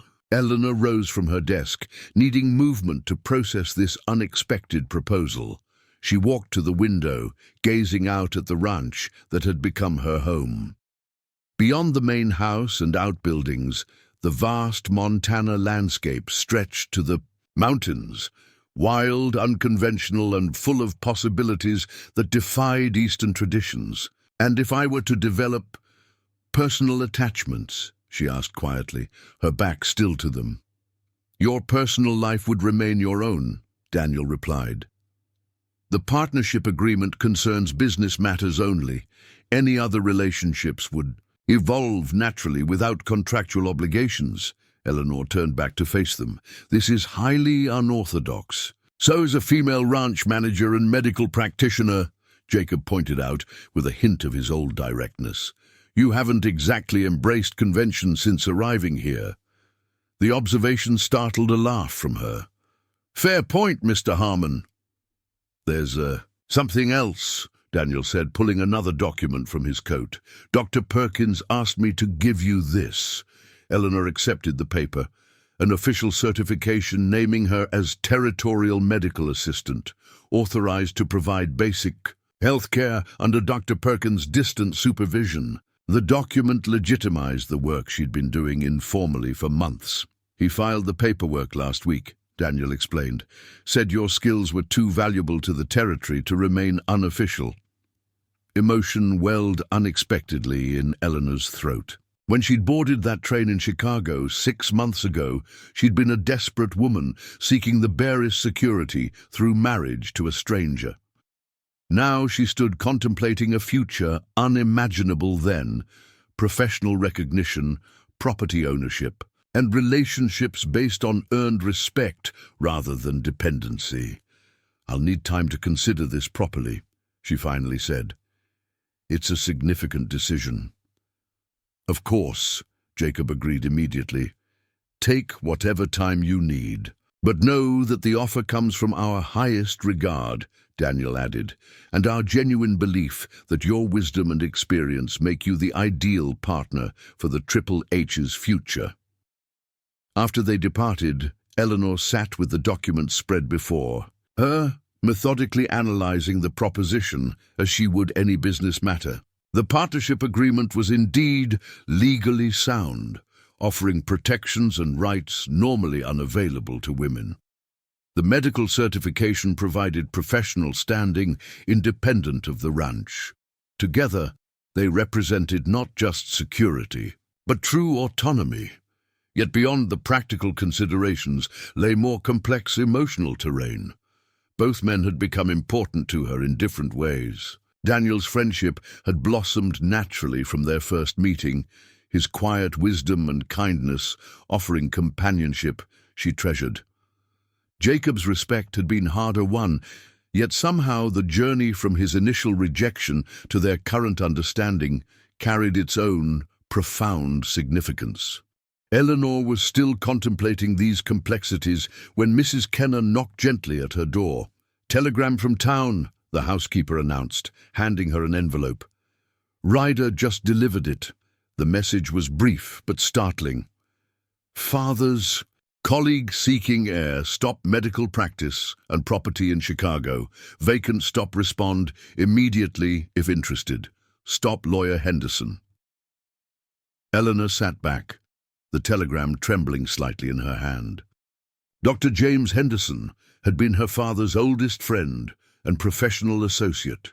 If he was offering her inheritance of a practice, it represented yet another path, a return to Chicago, to the familiar world of city medicine and established society. A month ago, such an offer might have seemed providential. Now it prompted an entirely different calculation. Chicago represented the known, the traditional, the path society deemed appropriate for a doctor's daughter. Montana offered the unconventional, the challenging, and the unexplored.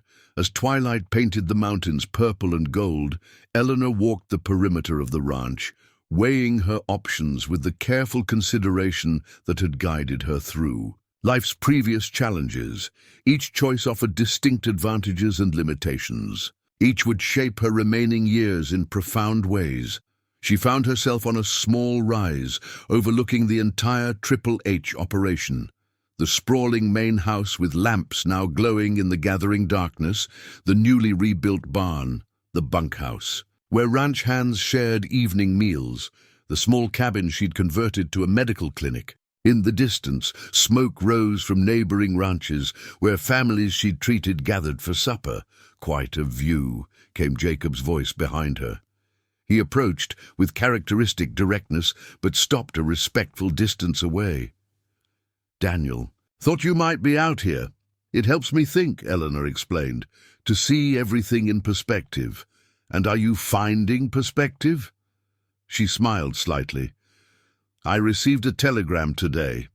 An opportunity to return to Chicago and take over a medical practice." Jacob's expression remained carefully neutral. "A significant offer. Yes, a return to everything familiar. The life I was trained for. Will you accept it?" Eleanor considered the man standing before her, so different from the angry, dismissive figure who had rejected her 6 months ago. 6 months ago, I would have said yes without hesitation. Chicago represents security, respectability, a clear path forward. And now I understand that security takes many forms, she replied thoughtfully. The most reliable kind doesn't come from external circumstances, but from knowing your own capabilities. The last light caught the silver threading through Jacob's dark hair as he nodded understanding. "You've built something here that would be difficult to leave behind." "I have," Eleanor acknowledged, "both professionally and personally." Jacob took a careful step closer. "Eleanor, whatever you decide about the partnership offer, know that I deeply regret my initial treatment of you. I was blinded by grief and unable to see what was before me." "And what do you see now?" she asked softly. "A remarkable woman whose so-called disadvantage, her age, is actually her greatest strength." His gaze held hers with uncharacteristic openness. "Your wisdom, your experience, your perspective, they're invaluable, not just to the ranch, but to this entire community. To me." The simple honesty of his statement touched something deep within her. "Thank you, Jacob." As they walked back toward the main house together, Eleanor's decision crystallized. With each step, the Chicago offer represented a retreat to the familiar. The Triple H partnership offered advancement into new territory, personally, professionally, and literally. In the main house, she found Daniel waiting in the study, his silver hair gleaming in the lamplight. "Jacob mentioned your telegram," he said as they entered. "An opportunity back east." "Yes," Eleanor confirmed, "a chance to return to the life I knew." The two men exchanged glances, both clearly preparing themselves for her departure. The unspoken bond between them, partners for decades through hardship and success, suddenly seemed to Eleanor the foundation upon which she could build her own future. "I've decided to decline the Chicago position," she announced, watching relief wash over both their faces, "and to accept your partnership offer with one condition." "Name it," Jacob said immediately. "That we expand the medical clinic into a proper infirmary," Eleanor said, "with space for Dr. Perkins to train me and others for more comprehensive care. This territory needs medical services as much as it needs well-run ranches." Daniel smiled broadly. "I believe that can be arranged." Later that evening, as the three new partners shared a celebratory meal in the dining room, Eleanor reflected on the extraordinary journey that had brought her to this moment. She had arrived in Montana seeking the most conventional form of security, the marriage to a man who had judged her too old, too experienced for his needs. Now she sat as an equal partner with two men who valued precisely what the first had rejected: her wisdom, her experience, her strength of character. To the Triple H Daniel proposed, raising his glass, and its promising future. To partnerships built on respect rather than convention, Jacob added, his gaze lingering on Eleanor. Eleanor raised her own glass, feeling the weight of the moment. To wisdom, she said simply, and those who recognize its value. Outside, Montana, stars emerged against the deepening sky, illuminating a landscape wild and challenging, but filled with possibilities for those brave enough to forge unconventional paths. Eleanor Abbott, once rejected mail-order bride, now ranch partner, medical practitioner, and architect of her own destiny, had found not just security, but something far more precious. A life where her age and experience were not liabilities, but her greatest assets, recognized and valued by those who possessed the wisdom to see beyond convention to the truth of human worth. Up next, you've got two more standout stories right on your screen. If this one hit the mark, you won't want to pass these up. Just click and check them out. And don't forget to like, subscribe, and turn on the notification bell so you don't miss any upload from us.